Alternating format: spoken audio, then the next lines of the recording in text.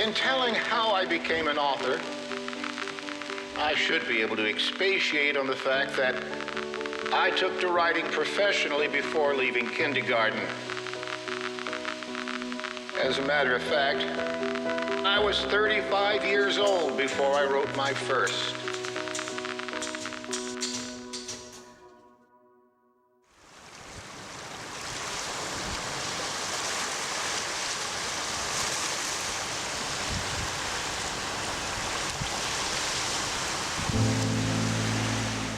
I was raised in a town called Rockport, which is on the northern cape of Massachusetts.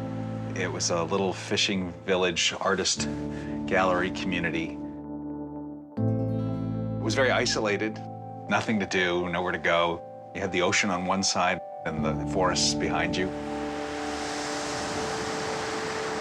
When I was about 11 or 12, I remember going over to my friend's house. He was drawing these, what I now know were Tharks, these sort of 9-foot, 10-foot tall characters with 4 arms, swinging swords at this sort of half-naked guy, and I didn't know what the heck that was. And I asked, and they said, oh, it's John Carter. Just at that time, in the mid-'70s, there was this limited run of a comic book series of stories of Edgar Rice Burroughs. Part of Carter's attraction for me as a kid was just the grand adventure of another world.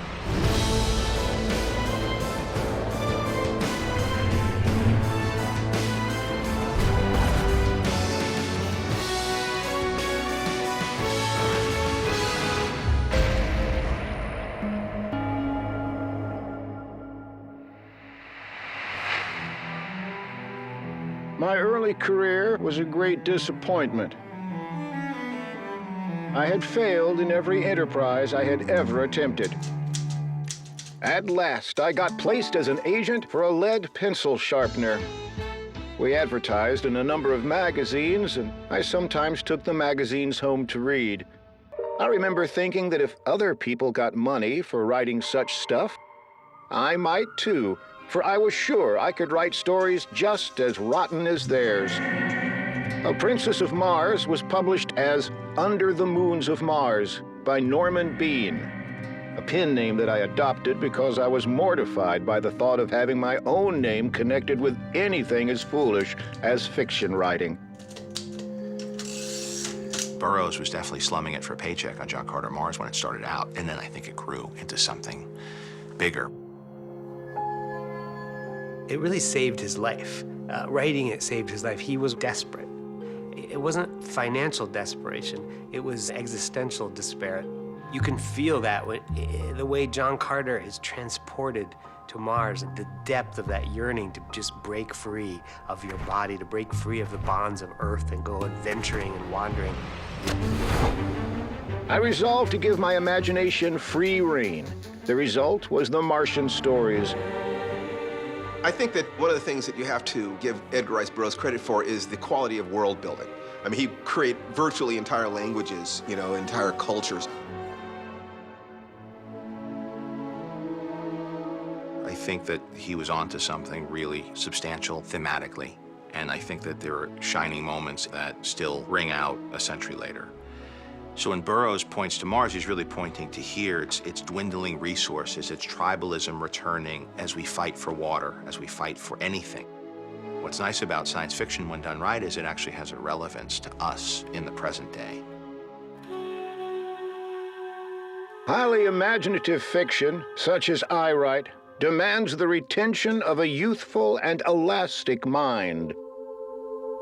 The important scientific element that fed Edgar Rice Burroughs' imagination, I think, was the work of this one astronomer, Percival Lowell, kind of a gentleman astronomer, and had gone out to Arizona and built an observatory and looked at the planet Mars.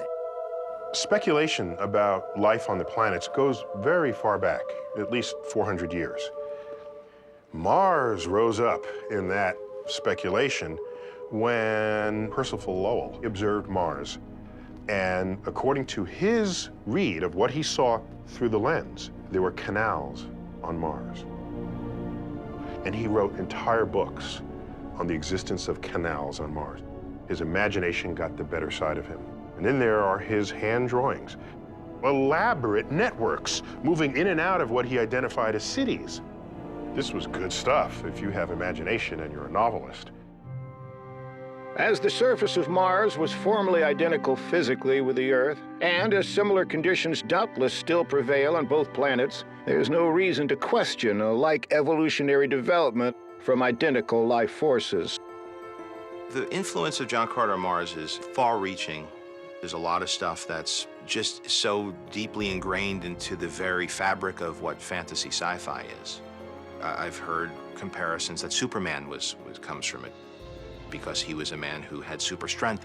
I see a lot of the reverence with which Lucas attacked the Star Wars universe, the idea of the princess, and the idea of being able to have a fantasy story told on a sci-fi backdrop.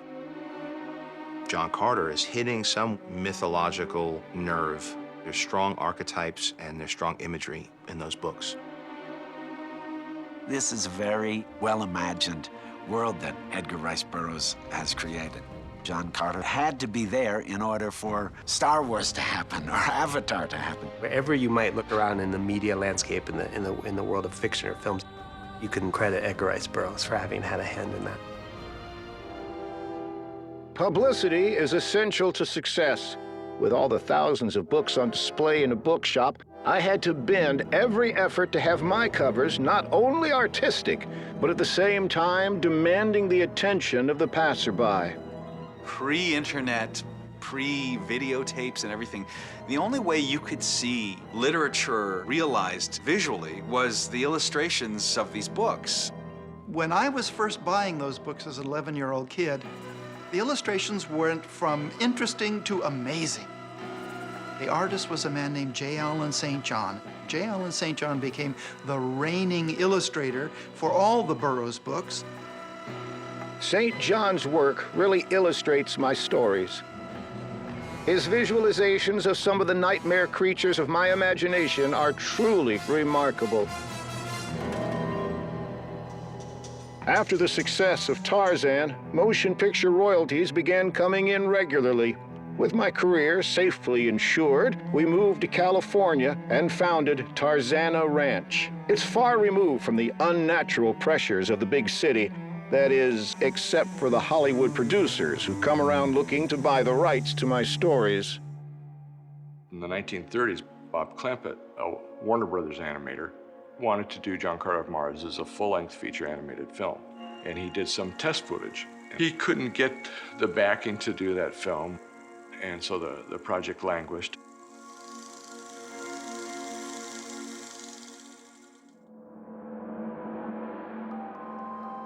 I came to John Carter in the late 80s. At that point in time, the digital age had not quite blossomed, and there wasn't really a way to do all of the character work in the film other than prosthetics and puppets and suits and so forth, so it eventually fizzled out. Back before Iron Man, we developed John Carter Mars for like a year, but the studio let it go. People have been trying to make this movie for nearly 100 years. And I remember when Andrew Stanton was attached, Disney immediately picked up the rights. And at that point, I was just excited to see it as a fan, because I knew he would do something interesting with it. The biggest challenges for adapting the material on the screen was how to give it a sense of a preordained three-act structure, because the books didn't have that. It suffered from the episodic nature of how it was originally written. I was looking to, in a way, preserve the most memorable people and situations and relationships and set pieces that I did from the book, but have it all be of a much larger grand design. I think Edgar Rice Burroughs was way ahead of his time as well, and especially for his first science fiction novel. And it's actually the 100-year anniversary, so it's kind of perfect that we're making the film. Once in 100 years, perhaps, there's a great piece of fiction that actually molds public opinion. I have the great satisfaction of knowing that I gave those people who bought my books the best my ability permitted.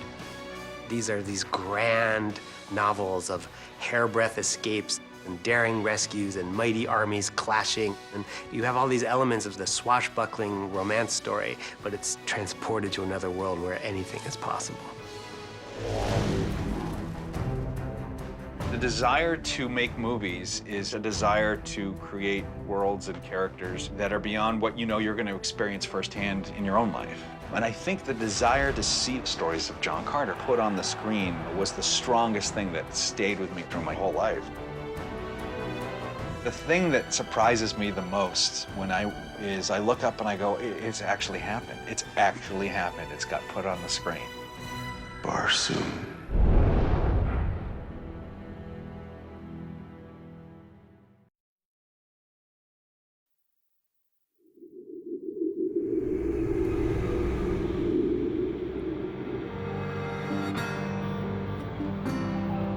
John Carter of Mars was something I stumbled across when I was about 10 years old, and I just fell in love with the concept of this world. I never thought that I would be the person behind it being made, which I think is a great criteria to have as any movie maker. You want to be that passionate, that much of a movie fan, sort of tap into the audience member of yourself. I just finally got to a point in my career where I knew enough that I thought I know how you should make this movie. And I also felt like it wasn't going to get made unless I could use some of my film clout to get it made. Because I really feel like it had every reason to be made for decades. So we want to be ready for about 6:45, ready to take down there. Ready? Yeah.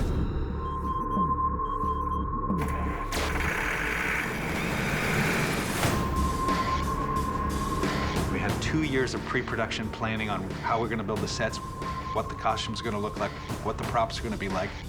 You cannot get away with not knowing what you want when you tackle something like this. This is shooting day 52, and like every other day, we have a lot to do.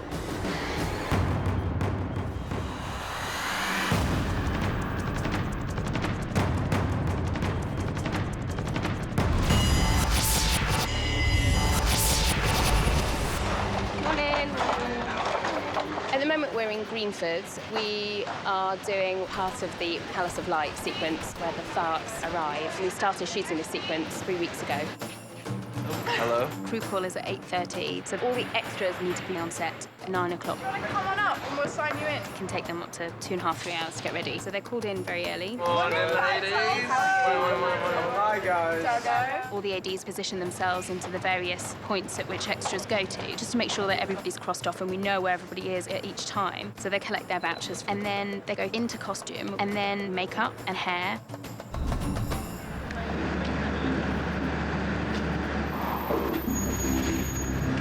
I think people would be surprised at the amount of time and the amount of people that go into creating a movie this size. Hello.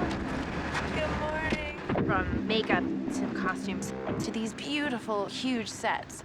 I don't know if you can ever really prepare yourself for the workload, but it's great to have a director that you trust so that you know the work that you put in is going to pay off. See you in here at makeup.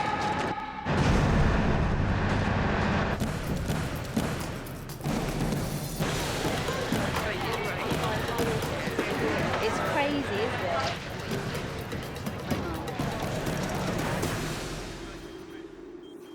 This movie goes over so many places in the story that we're in a completely different type of set, location, or interior or exterior every 2-3 days. Real life sets, green screen sets. The only thing I was anxious about was the pace of it. There's no way to be really prepared for it, but it's a nice change up after a long time of making animated movies in the same hallways and offices every day.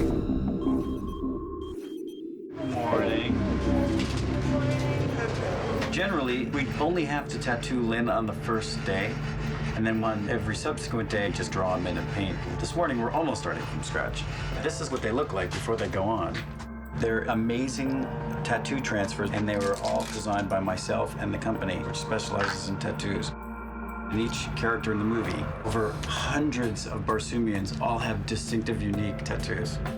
One of the cool things about the way this all fits together, it really is like a puzzle with every little piece kind of contributing to the overall look. When you have this kind of body art, you really do go into a different place. But they were gonna get the lineup ready. I wonder if we can arrange that with Brendan. Yeah. We're going to the holding area to see if there is a lineup for me to approve. Well, today we have around 20 helium army and 20 Sodanga army. A lot of civilians. How are you, my dear? Very good. Yes, good. She needs a red rag. This good. This needs to be tighter. This line can go. Great. Good. Excellent. So they're all good. They're all approved. They're ready to go to set.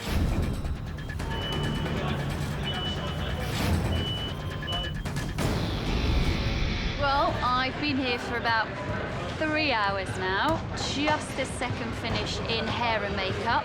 Wig on, makeup done, costumes on, ready to go to set. But obviously have to have a little bit of breakfast first. Gonna hang out with the guys and have my toast. Intense game of Scrabble going on here. Just warming up, getting our brains active, preparing for the day. How about elephants? Land. Very good. We've been working together for such a long time that we just have a bit of fun, chill out and catch the odd 40 winks here and there as well. I'm Stefan. I'm cooking for all the crew, the staff, the actors. Close to 400 people. So people are busy at breakfast, so I'm doing lunch. It's a busy morning, no time to rest. When the breakfast is done, we got lunch. Today we got a steak, fish and chips, Thai green curry, and dessert, I don't know yet. So it's a busy day. Always busy day. I gotta say, I've done a lot of crazy makeups, but there's something about this that's awesome. It's awesome. Because it's pretty. I'm not known for pretty. Audacious, elegant face tattoo. Something Andrew was very specific on. He wanted the tighter in you got on the face with any tattoo, the more detail you saw. So if you zoom in really tight, there's little tiny different reds and designs in it. And if you were to look really, really tight, it's all Martian script that I put inside the tattoo. Not that anybody will ever see that. But you know. But you know.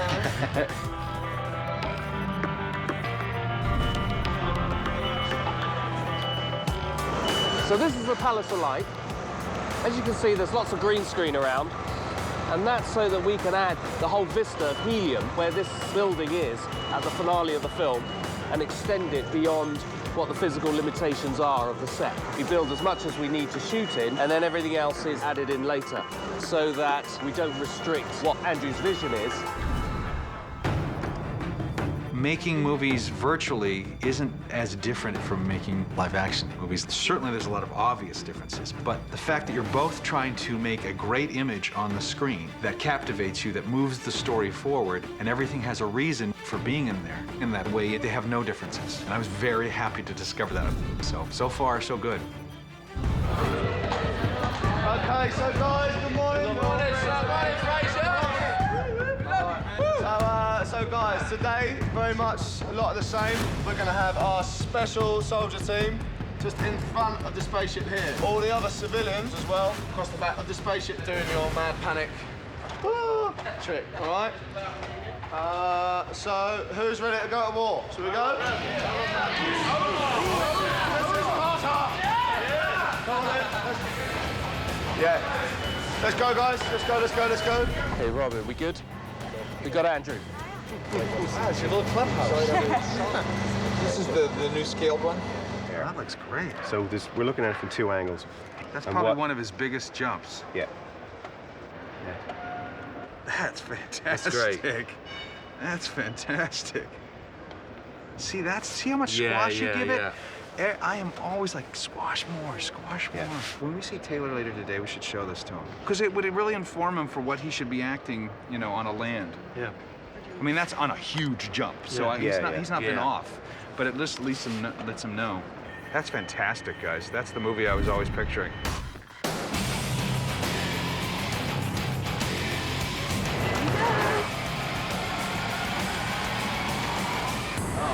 Line up, grab your weapons. It's been going on for a couple of minutes, so you need to limber up, ready for battle.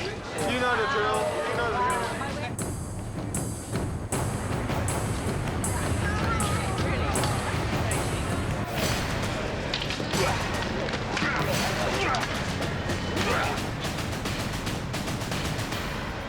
If you're not wearing a costume, clear the set, please. Just for Dangans and Heliums and Tharks. And rehearsal. Ready? Every film that I've ever worked on for the last 20 years has been with 200 human beings, not with 200 computer programs. And I have to have the same conversations with my cinematographer on WALL-E or on Nemo about where the camera's going to go and why. Rehearsal cuts. Okay. Yeah, we just won't pull back that far. Okay. The difference is I've got to do it all in a day, or I have to decide it on the fly without time to sort of take a breath. I'm going to go up there with you. Andrew, just one thing, just before you go. With the wave of Tharks coming down, we should make it like there's constant stream of Tharks coming down, shouldn't we? So they should sort of part. Some of the Zadangas really need to turn around and say, oh God, some more are coming to the foray, shouldn't they? It's a wave of them coming through, and then everybody that's on this outside has to turn and go, oh my gosh, and the Zodangans have to start defending themselves, and the Elamites have to sort of back away and realize they're not attacking. We should have 3 people on backpacks running down the ramp, just to give that sense of a wave, do you know what I mean? That'd really help everybody. Yeah. Right when they hit the rubble, that's their cue to start turning and defending. Should we say a beat after background or 2 beats after background? 2 beats after background, Zodangans turn and start defending themselves. Yeah. Okay, copy that. So look, Chloe, George, what you can do is clear away some of this rubble so that they can actually come down. Andrew, right from the outset of this film, is all about planning. But ultimately, we wanted to keep a sort of fresh spontaneity on set as well. So you'd always see us huddle and get down to the technical aspects of the shot, work things out, and then we'd pass it on to all the people that would make the shot work. Yeah. You know what I mean? Yeah, lovely.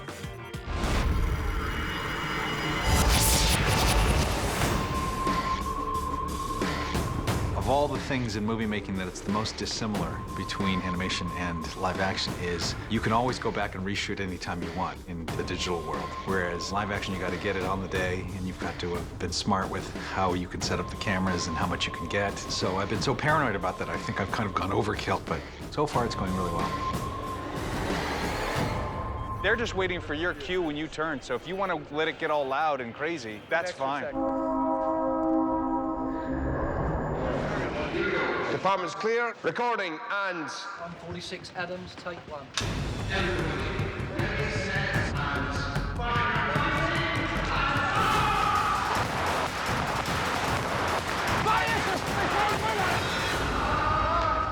How was that? Was that all right? Steve needs to be bigger if he's moving. He needs to be more aggressive when he comes out. Yeah, a lot more aggressive, mate. Pass that on to David. All right, mate.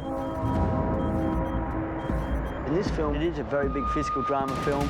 Every scene is different. Every piece of action, we try and tailor it to that part of the scene, so you're not repeating the action.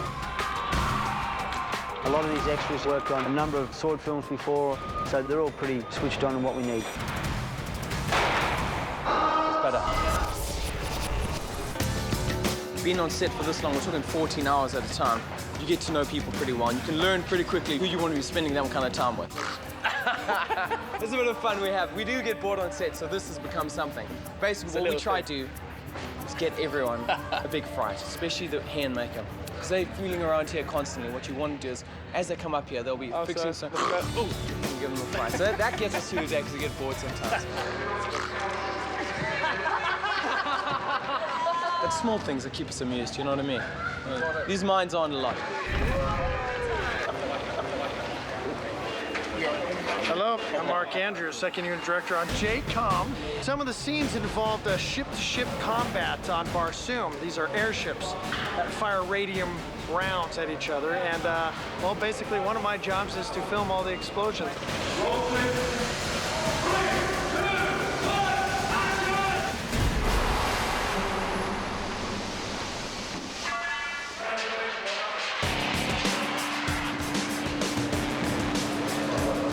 Awesome. So we're on a gimbal set here, which rolls so we can get the sense that you're moving in air. These ships are huge, and we want a sense of movement. This is up about 17 feet off the ground, and there's these hydraulic pistons that are moving it. It takes several minutes to get ready, but once it gimbals, it's a sweet ride. This is our explosion maker right here. Doesn't look like much, and those aren't real rocks, boys and girls. Those are, well, basically foam. So it doesn't hurt you at all when you get hit, but it looks good on film. There's pyrotechnics loaded in there. We have firemen that are standing by. It takes several hours to set up for an explosion, and the shot's over pretty much like that. That's how we do it. We just blew the hell out of the set. I'm gonna do it again. Thank you for joining us. 3, 2, 1, kablooey! Let's turn you around and have you start to come at us, and then the explosion will go off in front. Send you this way. You're gonna go upstairs. You're gonna run through here. You could be like here. Be holding on to this one. You can't reach anything. That's all right. What's that? 3, 2, 1. Kaboom! Right? X-ray 7 golf. Take 1. Y camera. 3, 2, 1. All stay set! Oh, that is a great shot.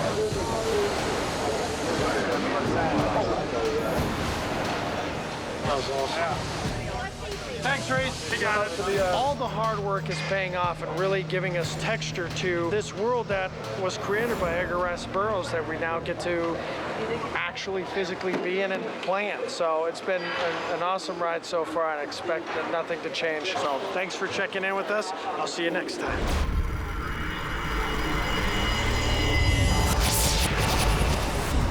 This is my mom's lifelong dream that I do something pretty. They were beautiful before. This blue with the tan is fantastic. Very dramatic. Today, Deja fights Deja. I'll be working with my stunt double, Maxine, who is amazing. We got a little action sequence to work out. We let those dry, we'll work on lips. I have to watch myself that I don't look into her eyes because I become hypnotized. So we'll finish her body makeup after hair because we have body makeup, glitter, diamonds, lots of stuff. Lots of stuff. To see you in hair. 360 degrees. This is that only a third of the spaceship? That's a quarter, yeah. That's not even a third. Yeah. It's not even a third. Yeah. It's crazy, crazy. When you have something this big, I mean, it kind of overwhelmed all of us in thought, but you know it's something you'd like to see on screen. So we actually built this virtually, and we shot it, and we cut it together, and we broke it down. We broke down exactly where the camera would be in every single shot. We're talking months of meetings on how we would shoot each of these moments. Once you kind of start to break it down in bite-sized pieces, it becomes less daunting, less intimidating. It's sort of that old adage, how do you eat an elephant? You eat an elephant one bite at a time. And that's pretty much how we've been attacking this sequence. It's just all go, isn't it, in the morning? All go. You just need to make sure that all the bands and the clips are covered, because it moves about a lot. And she's killing people. This is her piece.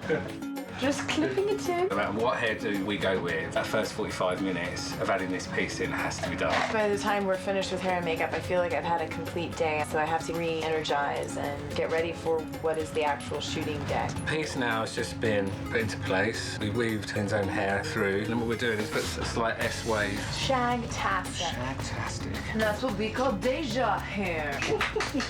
Beautiful princess hair. Okay, bye. Thank you. Next. Everyone, fire hole. Pay attention. Safety first. Energy. Because this is a big sequence, it's where everything culminates. There are moments of intimate connection, intense dialogue, big action, fast-moving things, slow-moving things. By the time we're done with this 2.5 weeks in this location, we'll have done just about everything you can do in movie making. Cut!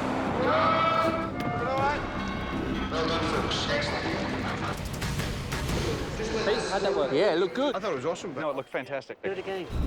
This is craft service. Hi, Fraser. Craft service is the food in between breakfast and lunch and after to keep everyone going. So we're just on set all the time with bits. Hot drinks, hot food, and cold stuff as well. Salty stuff and unhealthy. Yeah, naughty and nice. Yeah. You're naughty and you're nice. Yeah, I'd say so.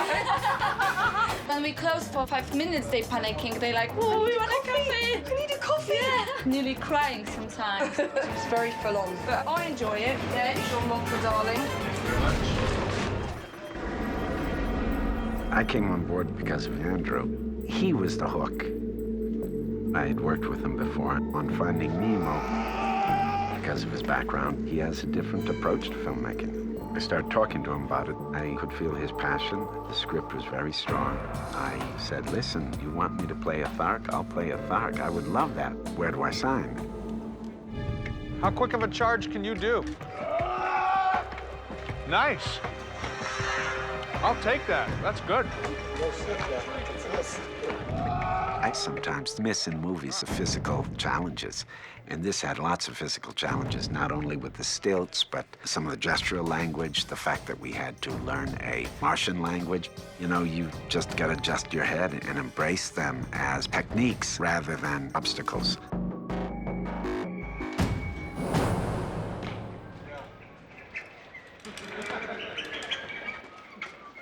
Now, normally, Lynn will have had time to get a little spray tan. It stays for a few days, but scheduling didn't work out, so hence a little bit more makeup. We keep calling and ordering more and more stuff. We're like, my God, what kind of movie are you guys making?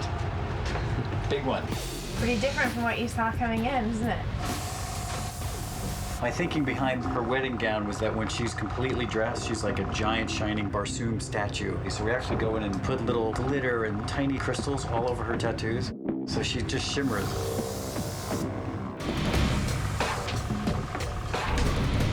Wow. Wow. Et voila. Voila. Now we get dressed. All right, guys, going back on set. Same positions as we were before. Spaceship one. Let's go, please.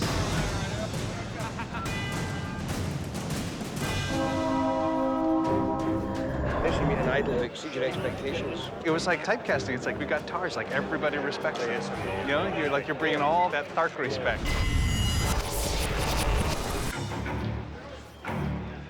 Andrew is very insistent that he wanted these scenes played by human characters where the human figures interact with CG figures. I'm not sure that that's ever been done to this degree. I'm playing all the scenes. It's not just motion capture on green stages.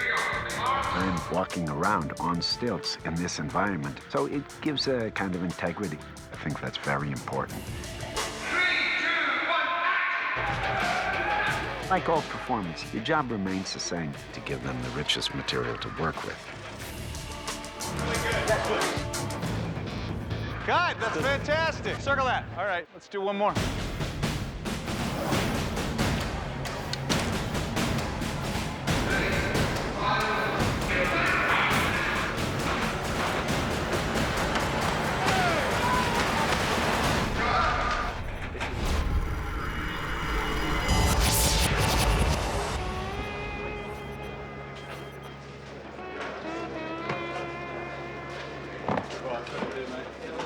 This is us most of the day. Just standing and waiting and waiting. Live action filmmaking is this interesting combination of frenetic activity interspersed with long periods of just waiting around. That's a big difference between it and animation. Animation, you can kind of predict and schedule it like clockwork.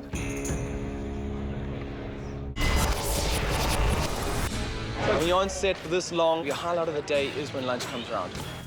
Can make or break a film. What the catering put out is pretty much paramount to whether we have a good day or a bad day. I'll have the fish, sir. The fish, sir. What a white steak. We do a lot out there, especially with the fighting, you build up a bit of appetite. But then to make decisions on what you're going to have too, you know, it's not easy doing this stuff. Today, there was steak, there was fish, a Thai green curry. You can imagine mine just working overtime. Basically, went for the steak with the mushroom sauce, mushy peas, very English, and then a load of salad. Stay away from the biscuits because you can put on some serious weight doing this kind of stuff. And we're supposed to be buff, so we don't want to do that.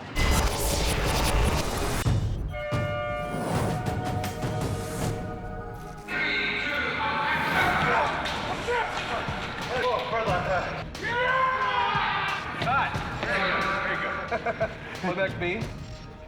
All right, good. Good. Yeah. All happy, guys? Yeah. Thank you, gentlemen. Dude, it's a fun bit. Aboard for the move across the other balcony with TARS, Matt, Ty, and Lynn. On this day, we have a total of 5 things we have to accomplish. We have the Tharks fighting the Zodangans, we have Tars, Tarkus, and Kantos. Then we have the Deja shape-shifting scene, which Lynn has been preparing to do all day. And then a stunt scene with Taylor's double, and also a shot planned with Taylor.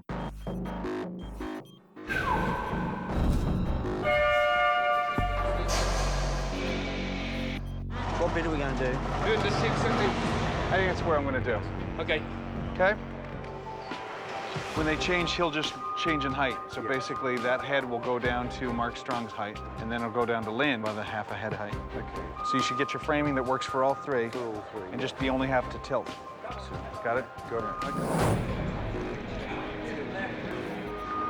That's great. Yep. And then that's going to come down. Chloe, come in. Lynn, 100%. Hello, lovely. Hi, Lynn. Hey, boss. Dear, hi, Tom. How you doing? Good, how are you? I'm all right.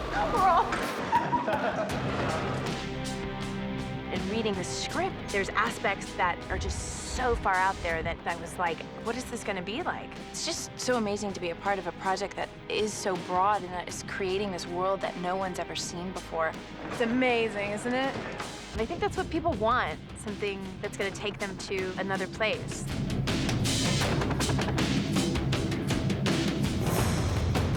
Hey, how are you, Lynn? Good to see you. All right, come on down.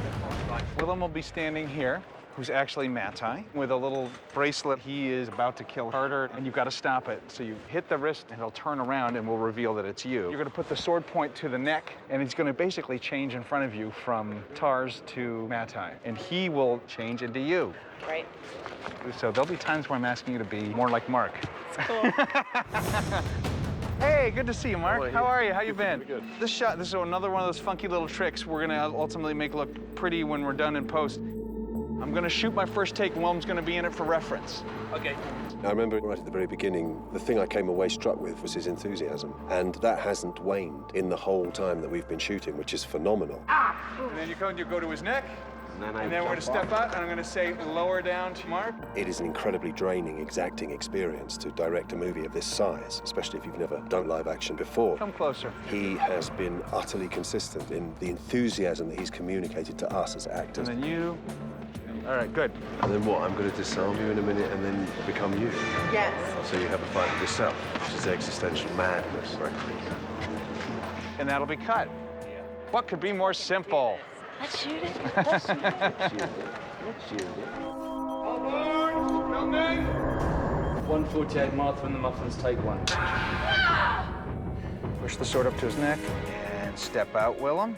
Andrew has that ability to create something out of nothing, which all true animators have to do. Now you're amazed. You truly are a fan. Your Highness, how could you possibly be a third? Changes.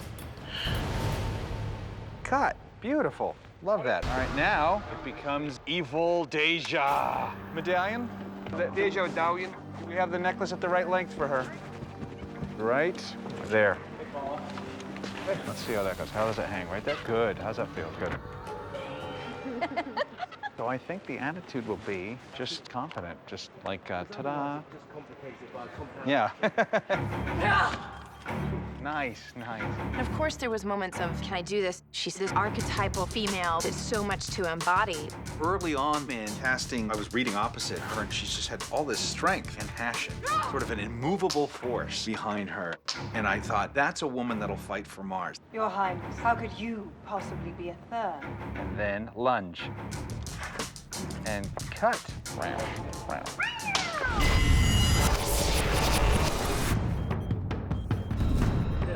What are you doing? Howdy out the sandwiches. What are you doing? What time is it? It's sandwich time. We got cheese and pickle, chicken, ham and pickle. Sandwich. No takers for sandwich. I'm not a caterer, by the way. I'm a set PA. I just deliver this stuff. I'm not a caterer. Just so you know. Pick her up. One of these. Today, Taylor's been sitting in his trailer ready to work, and at around 4:30, we realized that we're not going to get to him. We'll probably miss one shot today. We'll do this wraparound now, and then the next big event is Lilliput. Yep. Which should be Mark Mottram. Let Taylor go is what you're saying? Yeah, I think so. Okay. And that means we can then do Taylor leaping in on Monday morning. Yeah, let's do it. It's kind of ironic that on this day when we were shooting this DVD feature, Taylor didn't work, because he's constantly on camera. He's in every shot. Here we go. Okay, dead still, dead quiet. Set. One of the challenges of any movie is keeping the crew and the cast engaged and energetic right to the end of the day. Cut. Colin? Yeah. As fast as you can do that move. Yeah. The days are long and arduous, and sometimes it's just tedious. But you really just have to make sure that you keep your performances great and the technical aspects at their top level. Nice, much better. And cut. Love that. It's the wonderful Willem done for today. Thank you, Willem. Andrew See you on Tuesday, Willem. Well done, sir. Pleasure, boss.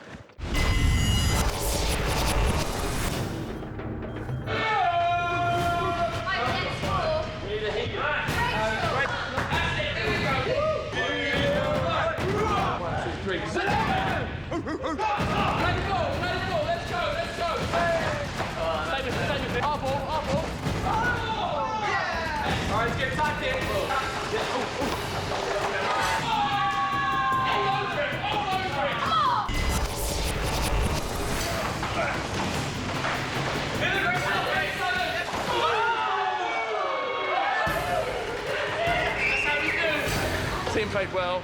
Man of the match. Hat trick, 3 goals. Hugh on the left was brilliant. Boom. Vaccines up. Ladies and gentlemen, double Deja. Double Deja. Maxine, the best. One more shot for you both. So you two are wrestling over here. We're down below with Mark playing Carter, and we'll do the big leap up. Want a little bit of hair pulling and scratching. Is that okay? You mind? Just a little hair pull, scratch. Oh, yeah, and then you point it out that way, like right there, that, and then we came in to here, to that. That's pretty good. Can we go practice that? Yes, please do. Okay, let's go do that. I'll just take your question. Ladies and gents, thanks for a good week. You are released. Have a lovely weekend. I'll see you next week. Well done, guys. Nice. Okay, so this is the last shot of the day for Friday, the 26th of March. We need to have Carter jump up onto the balcony to try and save Deja. So we have Lynn wrestling, and at that same time, we'll have Taylor's double leaping up onto the balcony. Sounds like a simple shot, but it actually takes a ton of coordination. I hope we'll make the day. We'll either go over or we'll be setting up a wonderful shot for Monday morning. There you go. Yeah. Let's try this. Lynn's a trooper. As soon as she starts, she's just rolling and rolling. When she gets it wrong, she gets frustrated, and it's like, just calm down, just cool, just chill, and then she nails it. Punch.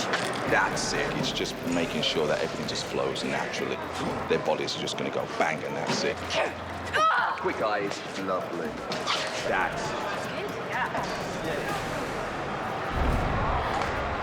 Andy, how's your day been? Fantastic. It's best days of my life. Best days of my life. Living the dream. Living the dream. Living the dream. Attack. The pressure is savage. Yeah. Yesterday, you did the jump with Taylor, leaping up to save Deja, 2/3 of the way up, but not landing him, because the landing is always the dangerous part. That's great, man. It's really great, yeah. And it helps just be in the moment, too. From day one, I've been tested on every level and then some, but I love the challenge. These actors and stunt doubles feel very, very comfortable in the environment that we're putting them in because of the amount of time and effort we're putting into preparing it and making it safe for them. Just a little bit, mate. All right. Let's call it there. Yeah, that's plenty. Box is in, mat's over. Yep. Done. Done. It takes a big team and a lot of effort and a lot of voices in that team to come to the conclusion we come to on films of this size. All right, mate, let's take up the tension on these lines and do it. 3, 2, 1, action! Okay, good. Mark Mottram's not really scared. He's not scared. Last shot of the day. Last shot of the day. Mark, with your legs, sir, push off and try and reach in for the landing. You remember what Taylor did, like that big push up here. See that? So it doesn't look like you're lifted? Yeah. Take up just a little tiny bit, mate. A little bit more, just a little bit more. Pick a high point when you look, mate. Thank you, mate. Okay, Dave Conley, you set? Get Neil set. Okay, Mark, check your bottom position. That's it. Okay, thank you. Stand by up top. Okay, let's go live. Camera set. Live. Everyone ready? 148, Rod Stewart, take one. Here we go, and 3, 2, 1, action! All right, that was great. Well done, Mark. Awesome. Well done. Great. Go, Mark. Nice. Go, Mark. Pick him up, bring him down. That was fantastic. You like that, sir? Yes. Great one. Yeah.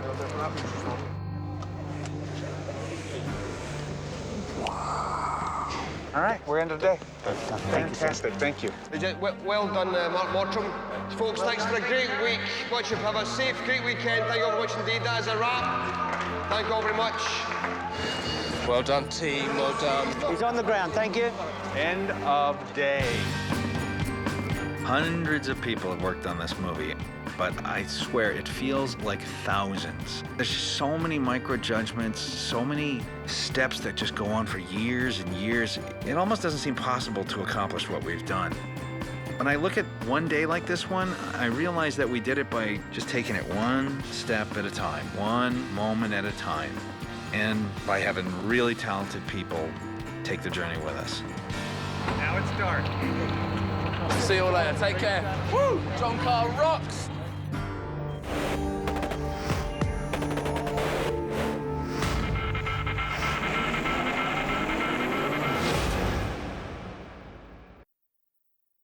Hi there, I'm Andrew Stanton, the director of John Carter.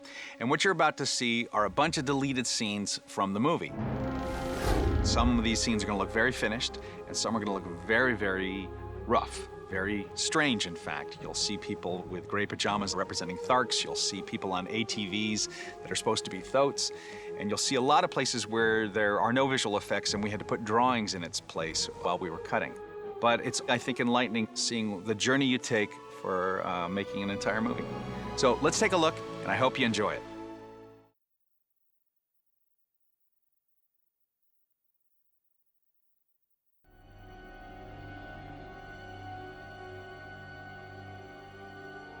Barsoom. Our world is dying. A long, low echo of faded glory. Can you hear it? Barsoom. Our home. It cries for help. Yet how can we hear above the din of civil war? A war her red men have waged for 10,000 years. On one side, Z'danga, the scavenger city, gnawing at the bones of Barsoom to fill its belly with precious radium for the 8th ray drives that allow us to sail the light of the sun.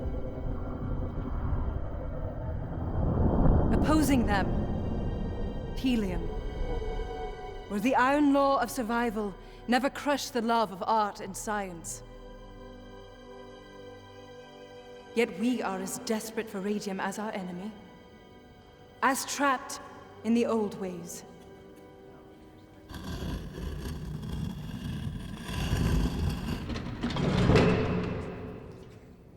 What if I dared propose something new? Superior to radium. Right in front of our noses, all around us. Power enough to restore our lost oceans. And end our war with Z'danga at a stroke. Someone might say you were wasting our time. Not me, of course. If His Majesty the Jeddak will indulge me. Why would today be any different?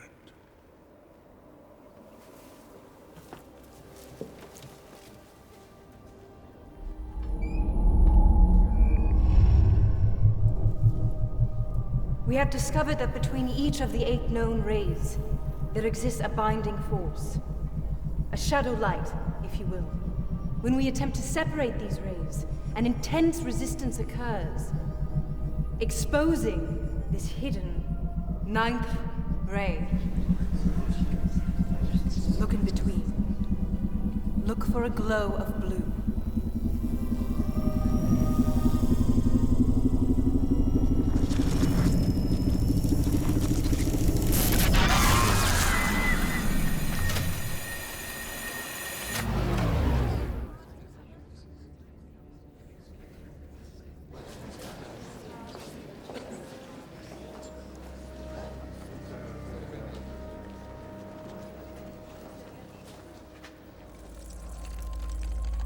She is on the verge, Hecador.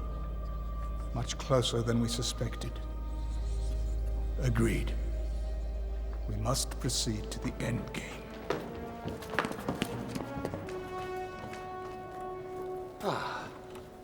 Gloomy and dispirited, just as I'd hoped. Gantos, not now. Supposing I told you that a sandstorm had kicked up near Hastur, and that a Zerdangan corsair had got trapped on our side of the border. Now suppose I told you that that corsair was flying the personal colors of none other than the Jeddak of Zerdanga. And there's my smile. Send the 7th to reinforce the patrol. Already on their way, sir, with orders to seize Shabthan.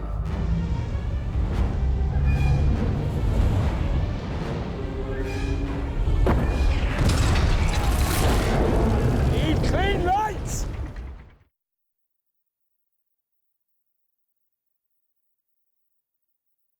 Name of sender? Carter. John Carter.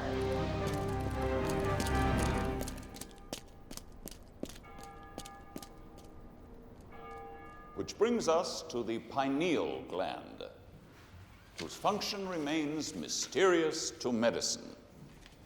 Descartes identified it as the location of the human soul, our essence. Now this begs a question. If our soul loses its home, can it find a new one? And where might we find the essence of Mr. Burroughs? Certainly not in this classroom. Excuse me, sir. Special delivery.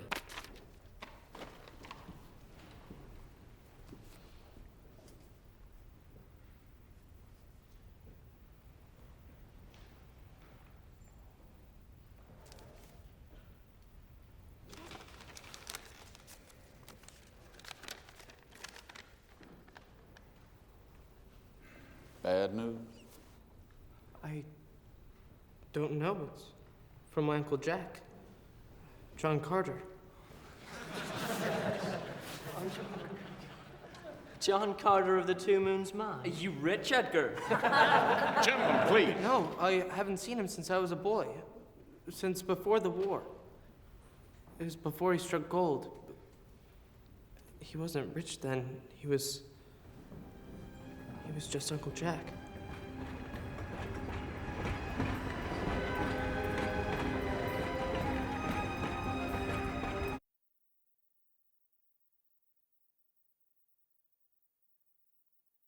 Of course, I always adored him, but it's been so long. Why me? He never offered an explanation, and I never asked him for one. It was his private journal. He was most explicit that you, and only you, would read its contents. You might possibly find some kind of explanation in here. I'll leave you now. Again, my condolences.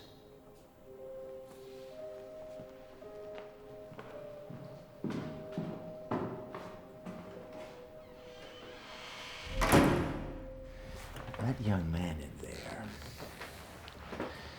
is one lucky son of a bitch.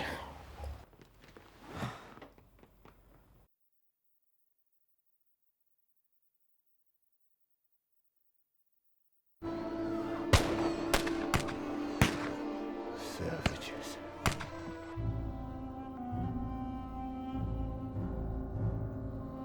Water! I need water! You freaks must drink something! Bean poles! Water!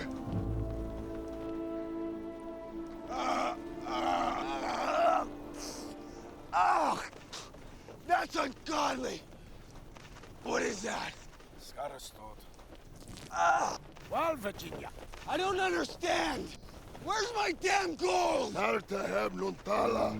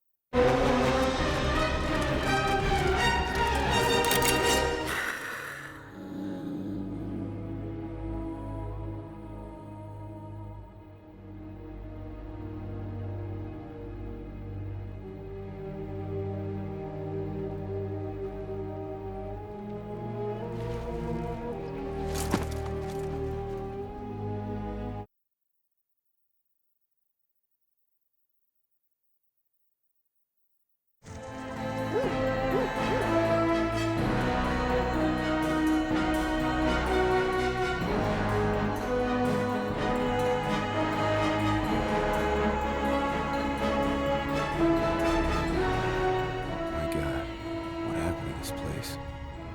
Zadenga happened.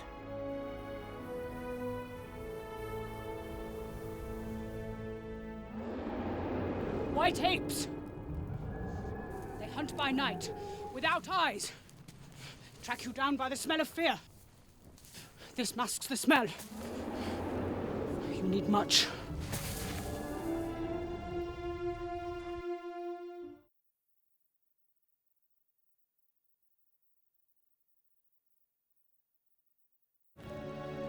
There's just one thing I need. Your right arm! He cannot be Dotar Sojat. He is not Thark. It is my decision, Telhages. Janek! He stole your throat. There goes your right arm. I will deal with this.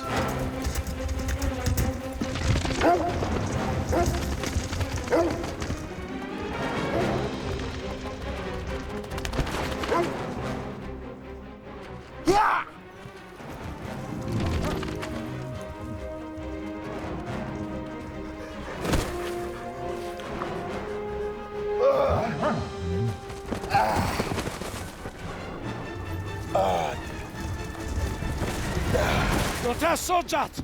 Are you broken? Yeah, I am. Merciful goddess, what were you thinking? Walla, go home. Go. Now!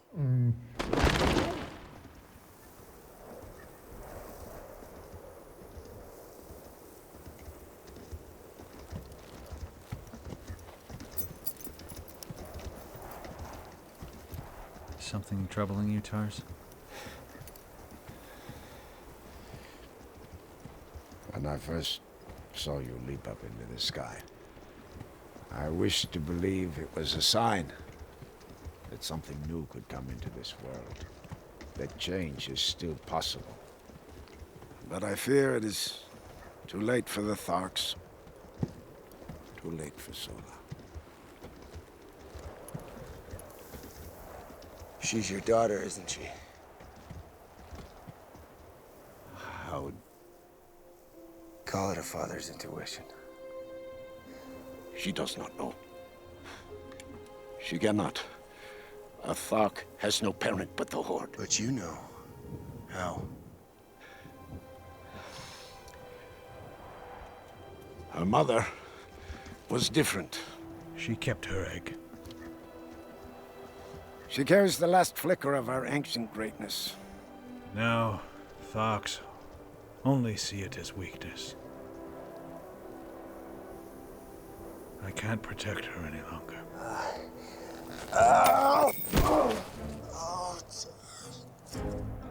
What are you up to, Dotar Sojat? Sorry. This thing's coming with me down the ass. It is. Let me show you a shortcut.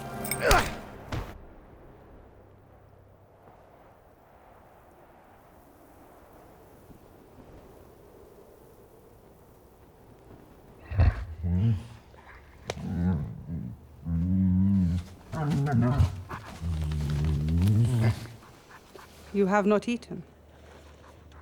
I've seen nothing I would consider food. Then you should close your eyes.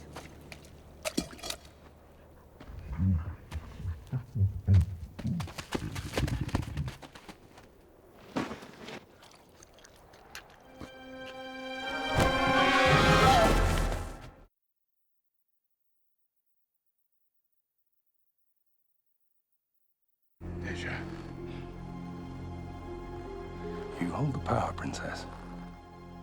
The power of life. Over me and over all Barsoom. With our two cities united, anything is possible. All you have to do is marry me.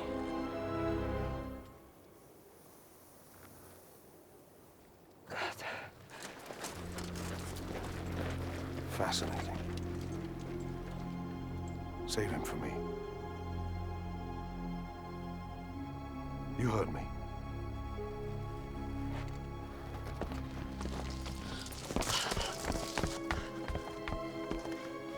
Yet another victim of your charms, I see.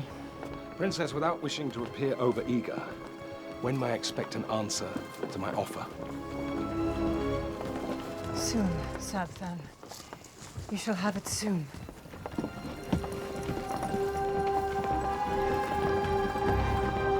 On the way.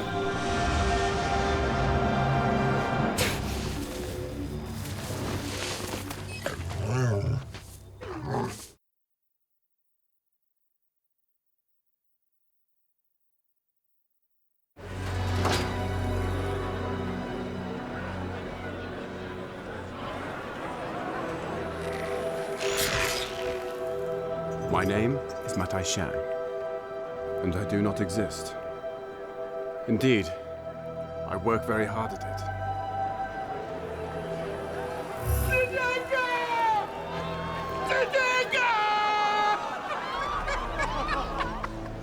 And your name is John Carter. And after we've had the chance to study you a bit, you won't exist either. Literally, I'm afraid. Then why not just kill me now? Don't try to grasp our intentions, Earthman. I may be obliged to pity you. Make way! Coming through! Excuse me. Excuse me.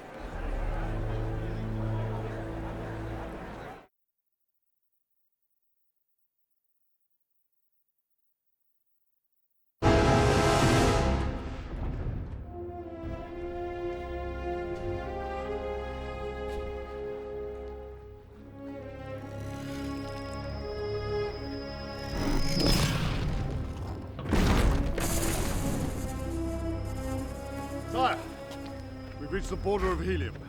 Very good. Stop the city.